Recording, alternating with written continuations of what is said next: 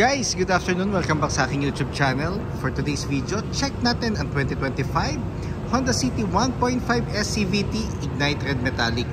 Guys, ito yung entry level ng ating Honda City. Ang kanyang price is 998,000 pesos. So, tour ko na kayo ngayon sa ating featured unit for today. So guys, kaka-launch lang nga pala ng 2025 year model. So, lahat na i-distribute ng planta is yun na ang year model na natin na pagbabasihan. So dito sa S variant guys, dito sa front portion niya naka halogen projector headlights. Then may daytime running lights. Guys, wala nga pala siyang fog lamps. Kaya wala siyang fog lamps guys kasi naka projector headlights sa tayo. Mas malawak ang scope ng ilaw natin. So no need na for fog lamps. Then naka matte black front grille. Then ang upper garnish niya is chrome. Then same goes dito sa lower front bumper. So siya, matte black. Then ang difference is mas sharp na yung niya, front bumper niya. So meron na siyang resemblance doon sa 10th gen na Honda Civic. Pakita ko lang ulit yung front portion natin. So ito yung best selling unit natin guys sa Honda. So since nung on board ako sa Honda, every year ito talaga ang best selling unit natin. And regarding naman sa mga competitors niya within the market, siya talaga ang pinaka powerful ang makina, yet fuel efficient. So yun yung pinaka-advantage niya. So regarding naman sa engine guys, so 1.5 CVT or 7-speed automatic, double overhead cam, front wheel drive. So meron siyang 121 horsepower, 145 Newton meters of torque. So fuel consumption guys, nag-range siya, ang pinaka safest is 8 to 14 kilometers city driving. Pero para ma-reach mo ang 8 kilometers per liter, na-stuck ka na sa traffic noon. Pero pag city driving, maluwag naman ang daan, pwede siya umabot ng 14. Pag highway naman guys, 14 kilometers and up. Pero depende pa rin yun sa driving habit nyo. And guys, equipped na nga rin pala to ng Honda Sensing. So additional safety features siya ng Honda. So yun yung maganda ngayon sa Honda City natin. Lahat ng variants natin guys is equipped na ng Honda Sensing. So pakita ko naman ang passenger side guys. So naka 15-inch alloy wheels tayo guys. So ventilated disc ang ating front brakes sa harap. Then MacPherson strut ang ating suspension naman sa harap. 134mm ground clearance. Side turning lights niya is nasa fender. Door integrated side mirrors, iwas blind spot, body color door handles, keyless entry na siya guys. Then drum brake naman ang ating rear brakes.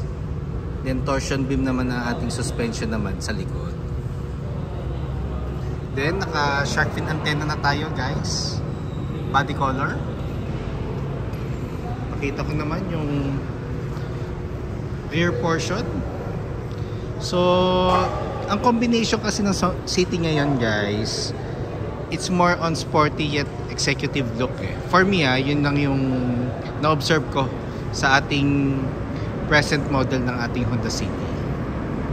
Then regarding naman sa taillights guys, LED na siya, which is the good thing, malaki ang ating taillights.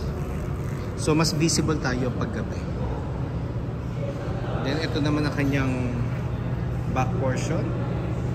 So sa S nga pala guys, wala pa siyang wala pa siyang reverse camera. Pero dito naman sa dealership natin guys, we offer reverse camera, dashcam, same time kung gusto yung palagay ng backup sensor, pwede naman. We offer installation. So comment lang kayo kung gusto yung malaman yung prices. So isang advantage rin guys ng ating compartment. So 519 liters of cargo space. So sa lahat ng competitors niya, siya ang pinakamalaki ang compartment. So mas marami tayong malalagay dito, lalo na pag mga family outing guys. So donut type ating spare tire. Then nandito na rin yung tools and jack. Then dito naman sa upper portion guys, meron na rin siyang cover. Before kasi yung mga City na base model, expose yung ano, yung pinaka compartment. So dito naman tayo sa driver side. So dito naman tayo guys. So fuel tank capacity is 40 liters. Then minimum octane is 91. So kung gusto niyo mag higher octane, wala namang problem. Kailangan maintain lang natin or consistent na isang octane lang ang gagamitin natin. Dito naman tayo sa second row. So dito naman tayo sa door panel. So door panel natin guys is combination of urethane and fabric. Material natin sa seats natin is fabric din. Then ang ating ceiling or headroom is light gray. Then ito ang ating legroom for the second row. So sa middle section guys, meron siyang 2 cup holders. Pero if ever may nabibili nga pala na kung gusto nyo palagyan ng armrest, ano lang natin siya dito, i-place lang natin dito sa portion na to para mag-fit yung armrest.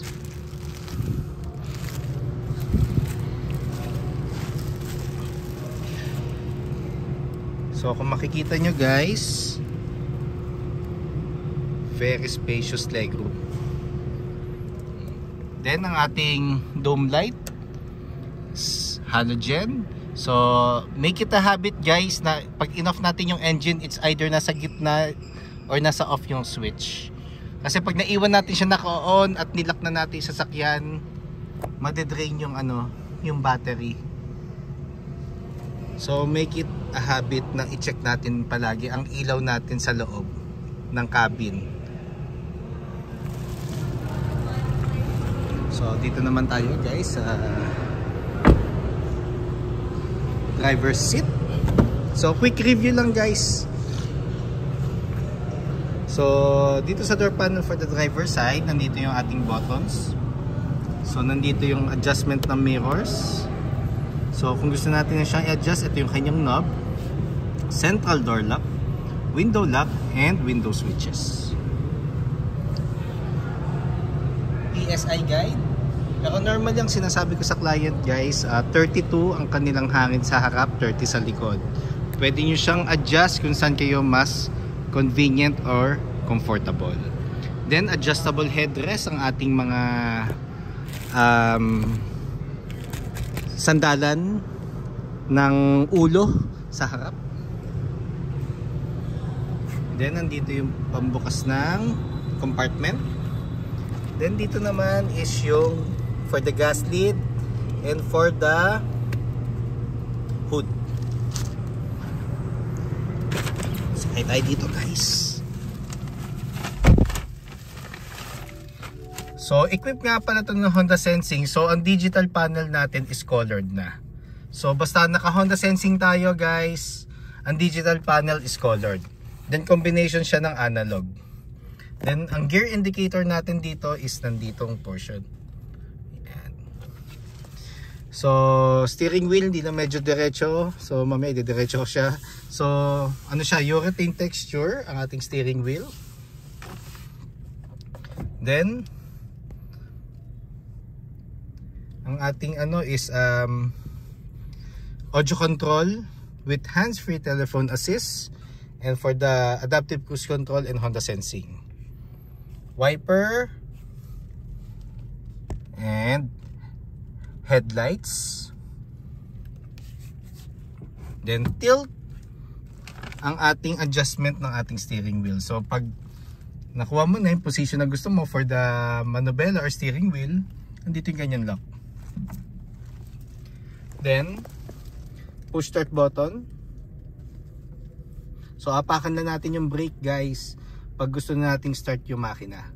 At pag i-off na naman natin yung engine kahit hindi na natin apakan yung preno. Touchscreen audio unit with Apple CarPlay and Android Auto ready. Wireless na siya guys. Lahat ng variant ng City natin wireless na ang Apple CarPlay and Android Auto. Then dashboard guys is urethane and normally it's more on parang leather texture to eh. Then meron tayong chrome accent sa ating dashboard. Aircon buttons natin guys. So normally yung fan, thermostat and on and off. 2 USB ports. Then power outlet. So kung maglalagay tayo ng dashcam guys, plug and play. Dito manggagaling ang power source. 2 cup holders. Icon button.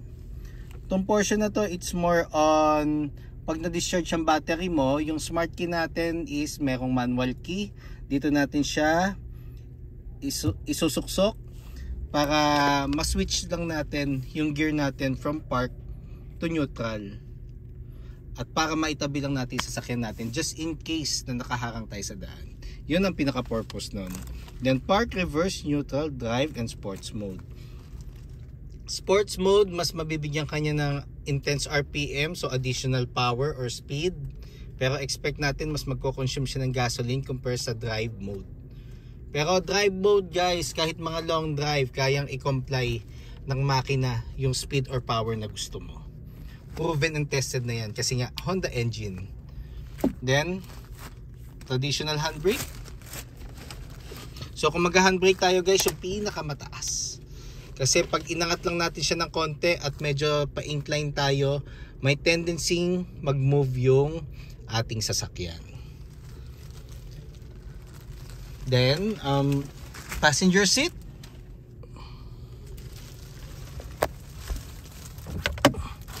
Then, glove box. So, nandito lagi ang warranty booklet, copy ng ORCR, insurance policy na hard copy, and owner's manual.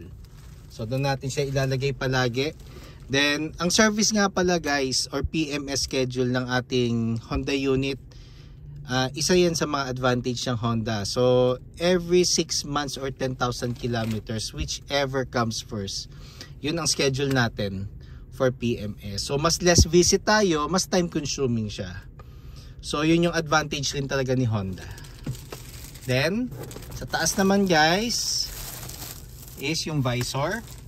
So meron tayong mirror dito sa driver side. Then dito is visor lang. Then map light.